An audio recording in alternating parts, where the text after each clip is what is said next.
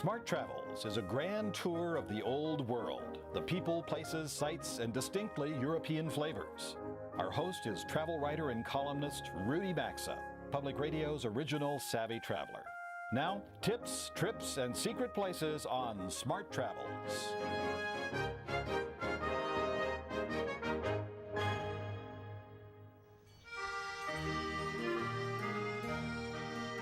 There are moments in the Swiss Alps when the mountains are so spectacular, the views are so perfect, and the chalet towns so idyllic that travel posters pale in comparison.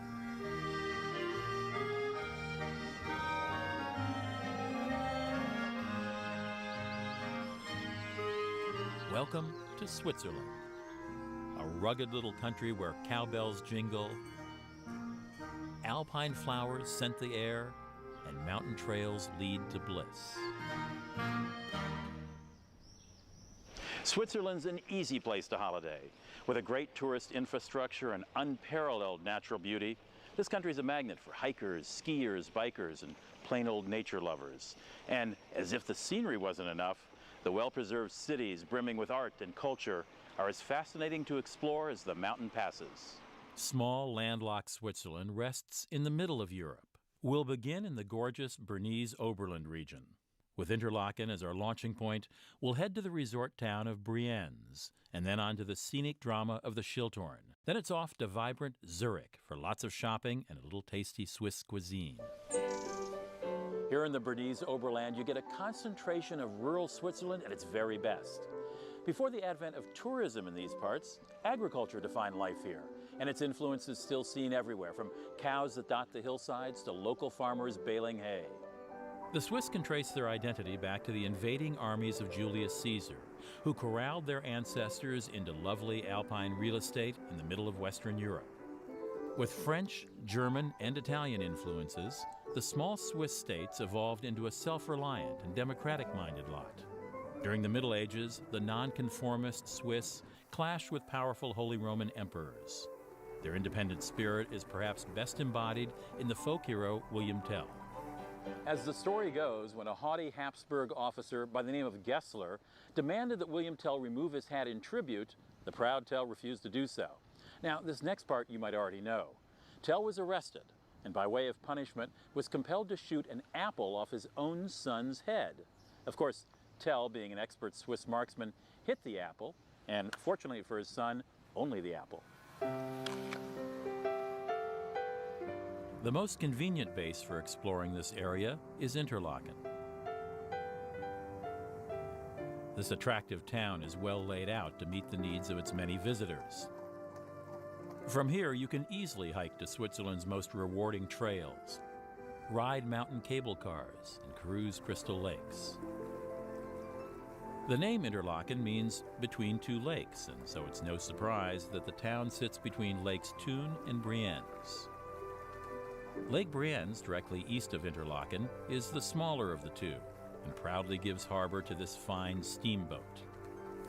The 89-year-old steamer has been carefully restored to carry passengers on this unforgettable ride across the water. Most North American visitors overlook this lake in favor of the more famous resorts on Thun, but the Swiss tend to prefer to vacation here. Surrounded by forested mountains on all sides, the lake has a wild, brooding lure.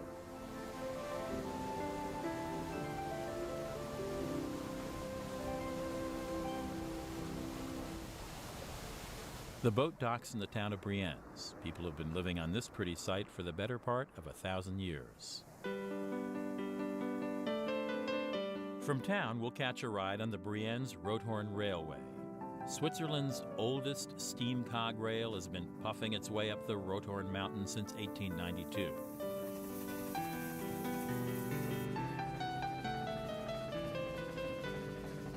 The line, which resembles a giant model train set, is the only one of its kind in Switzerland. When most Swiss trains were electrified in the 1940s and 50s, railroad officials decided to preserve this one's steam operation. As you can see, the train traverses ruggedly beautiful scenery. The ride takes about an hour and gradually climbs to more than 7,000 feet above sea level. Ascending through lush alpine forests and peaceful meadows, the trip culminates in a grand mountain panorama. And if you're lucky, clear weather will give you a stunning view of the Bernese Oberland mountain range. Ever thought of renting your own cow? Well, if you love cheese, you may be interested in this novel program. To get a personal touch that store-bought products can't offer, you can actually lease a cow that lives in its own alpine pasture. Here's how it works. You pay a fee to a local farmer to lease one of his cows. But part of the deal is that you have to visit the cow at least once. Then, at the end of the season, all of the dairy products generated by your bovine buddy are shipped to you. Typically, that'll mean about 200 pounds of cheese, both soft and hard varieties, that you can collect in September and either sell or use as gifts. Back in Brienz, it's easy to see how the art of wood carving has put this town on the map. Sculpting wood is a centuries-old tradition in the Bernese Oberland. Early carvers took advantage of the area's plentiful forests to create a variety of interesting objects. Really, the boost for the industry was tourism. About 200 years ago, about 1820, the first tourists came, and the people in Brienz who had a really tough life before of that found out that they could sell products to them. A carver begins a new project by creating a plasticine model. When he has the model, he goes to the stock where we have the wood, then he draws the outer line, then he goes to the bandsaw, and then he saws, the profile. And after that, actually, the real carving starts. In the beginning, of course, he carves with big chisels and with a hammer we call Schlegel. Schlegel? Schlegel, huh? And as it goes, the chisel's getting smaller and smaller and smaller until they're really tiny, and they do just the hair, the fur, the teeth, and the eyes, and so on. And he also, in the end, stains and paints it. Switzerland's very famous for music boxes. We actually are quite proud of our music boxes we produce. Since about 1860, we produce music boxes in Brienz here. We are the only company in the world, I think at the moment, who produce boxes and mechanical parts beneath one and the same roof.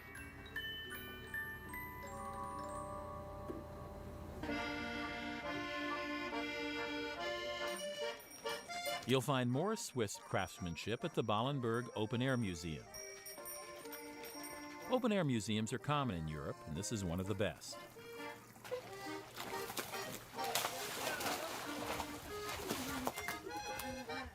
You'll see traditional houses and crafts from every corner of Switzerland.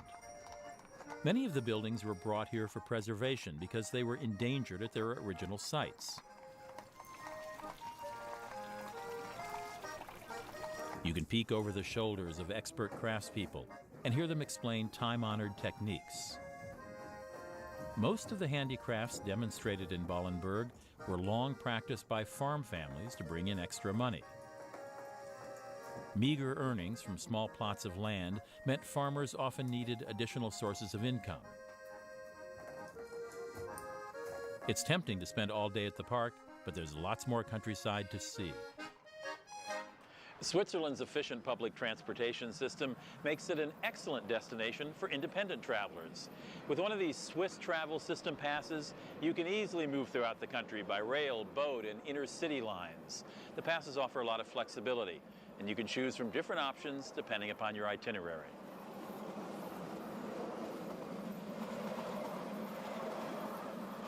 Interlaken sits dreamily at the foot of some of the most famous mountains in the world, the Eiger, the Monk, and the Jungfrau. To get a closer look at these giants, we'll head from Interlaken out to the Lauterbrunnen Valley.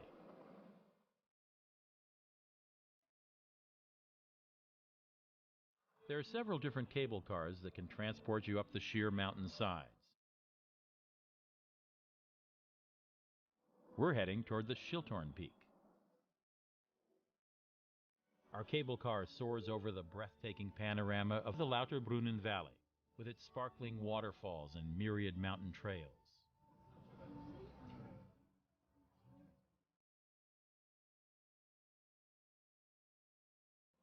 Surrounded by unspoiled alpine loveliness, this may be the most spectacular glacial valley in all of Europe.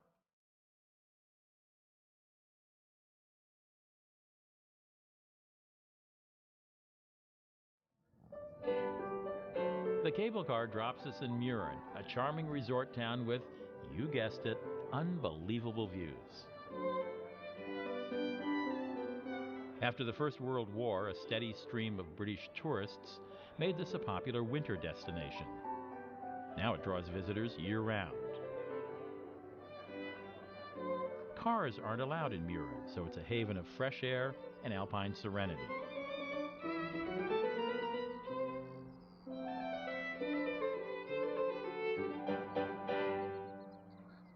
Here we switch cable cars and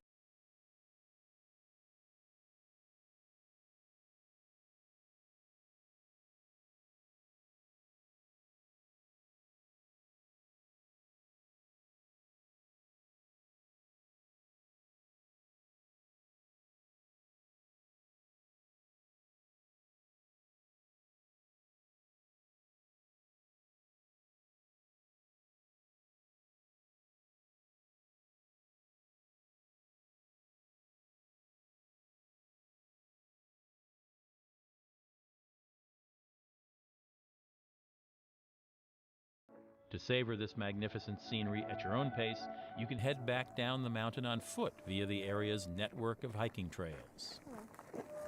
A few things to keep in mind when exploring the Alps. Be sure to wear sturdy shoes. Also, it's best to wear several layers of clothing since temperatures will drop as you reach higher elevations. And take along sunglasses. Bright sunlight reflecting off snow isn't only annoying, it can harm your eyes. People who are sensitive to heights may experience drowsiness or headaches at higher elevations, but the symptoms almost always disappear on the way down.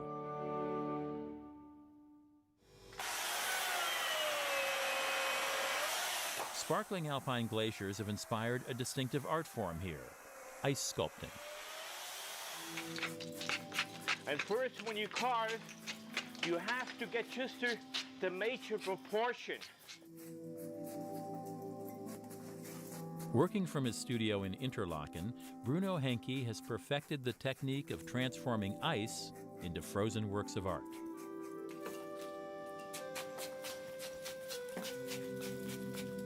Bruno, how did you get started in ice sculpture? Well, you see, since I'm a pastry chef, and 90% of all the ice carving around the world, there are pastry chefs or head chefs. You know, of chocolate, the sugar, whatever you take, stone, wood, each one material is so interesting, and you're really into it, you go for it.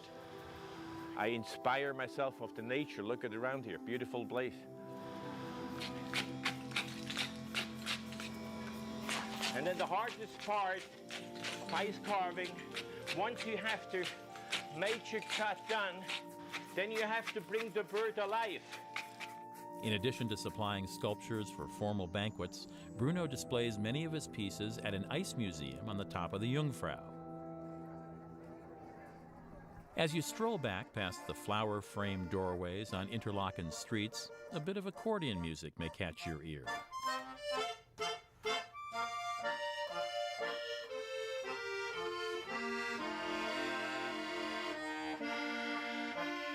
Here at the Schweitzer Urgeli shop, owner Peter Bruhin carries on the tradition of making a special kind of Swiss accordion.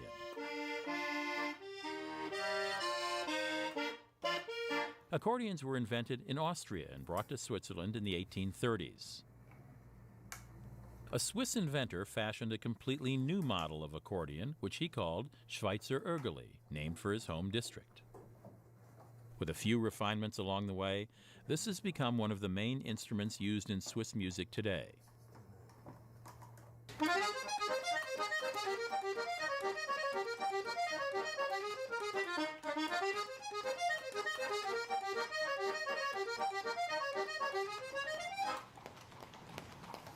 Interlaken has lots of hotel options, but if you're in search of serious indulgence, you'll find it at the Victoria Jungfrau.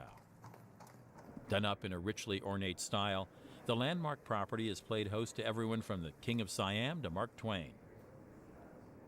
When the 19th century elite made Interlaken a superstar on the spa circuit, this was where the beautiful people vacationed in style. As engaging as Switzerland's geographic wonders are, they're just a part of what this country has to offer. The urban centers that punctuate the Alps are fascinating in their own right. We're off to check out the city scene in Zurich.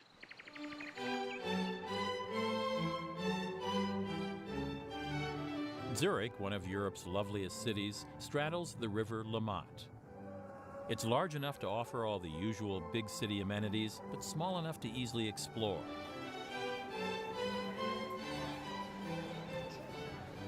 Because Switzerland was neutral in World War II, it avoided the bombing that devastated much of Europe.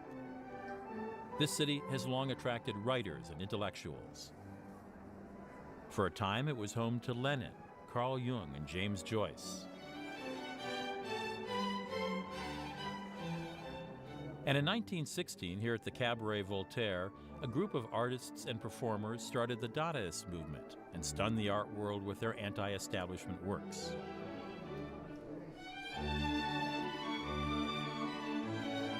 No doubt you've heard references to those famous Swiss bank accounts. Well, Zurich joins New York, London, and Tokyo as one of the world's leading centers of high finance. This city's role as a financial player started early on. There was once a Roman customs house here in Lindenhof Square. As a convenient European crossroads, Zurich's fiscal future was bright. During the Middle Ages, Zurich's merchants built up tremendous wealth. And by the 14th century, the workers' guilds had edged out the nobility and taken control of commerce. A religious leader during the Swiss Reformation popularized the motto, "Pray and work." It would have a lasting effect on the city.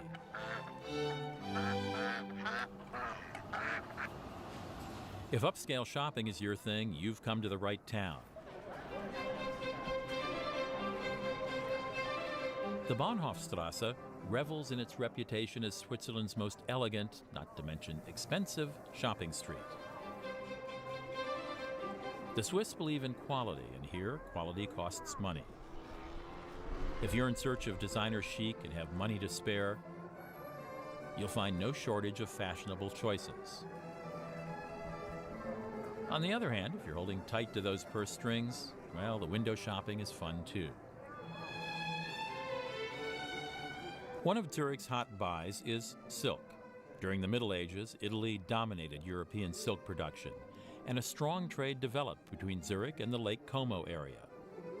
Later, Italian refugees started a prosperous silk industry here. While silk weaving is for the most part a lost art in Switzerland, a small company called Fabric Frontline is creating something of a revival. We do this kind of old printing techniques with print till 26 colors. This is screen printing.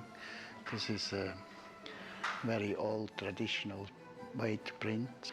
I think we are the only in the world who still make these prints. The vivid colors and prints produced here attract world-famous designers, and the softly shimmering fabrics bring in customers from all across Europe. When you think of Switzerland, what comes to mind? Spectacular scenery, discreet bankers. Oh, how about watches and clocks? We're stopping in the Bayer Clock and Watch Museum to learn a little more about this national obsession with timekeeping. Clockmaking has been a big deal here for 500 years. When Calvinist reformers banned the wearing of jewelry, goldsmiths and other jewelers were forced to find a new profession, watchmaking. The Swiss soon became specialists at the craft, and a local inventor developed a perpetual watch, the forerunner to the modern self-winding watch. The Bayer Museum chronicles the story of time, if you will, everything from sundials and hourglasses right up to ultra-modern quartz instruments.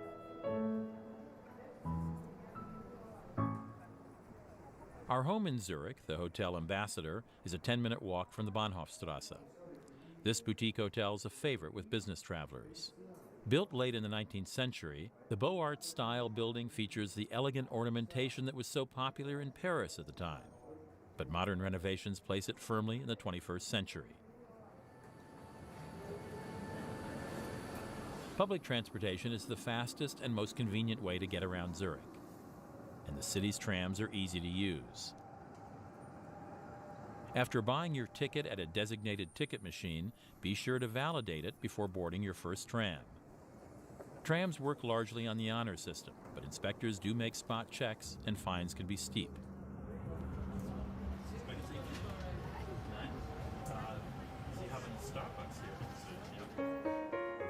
Do you think that life without chocolate isn't worth living? Well, then Zurich is your kind of place. The city's premier confectioner, Confiserie Sprungli, beckons with irresistible aromas. One of Sprungli's specialties is their truffle of the day, which they sell for only 24 hours. They don't produce a big amount so that it can really sell all the truffles at the end of the day. These are the Luxembourgerlis. It's the sweet that made Sprungli famous, worldwide famous. They are crunchy in the beginning, and then you come down to the cream, and then it's very soft and sweet. The Swiss began making chocolate in the mid-1800s. With plenty of dairy cows and innovative recipe refinements, they succeeded in producing the mouth-watering products on which the Swiss have built a worldwide reputation. But Zurich's gastronomical delights extend far beyond the cocoa bean. When it comes to food, the Swiss make the most of their German, French, and Italian roots. One of Zurich's classic restaurants, the famous Kronenhalle, also serves some of the best cuisine. What began as a modest beer hall 150 years ago is now a local institution. And it offers the best views in town, of artwork, that is. No need to visit an art museum when you can see original works by artists such as Marc Chagall, Joan Miró, and Georges Braque, all from the comfort of your own table. Supposedly, a number of painters during their starving artist days traded their work in exchange for free meals.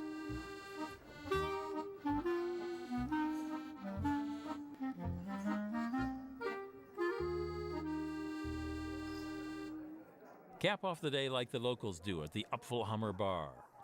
This dark, low-beamed pub has been a beloved Zurich institution for more than 200 years.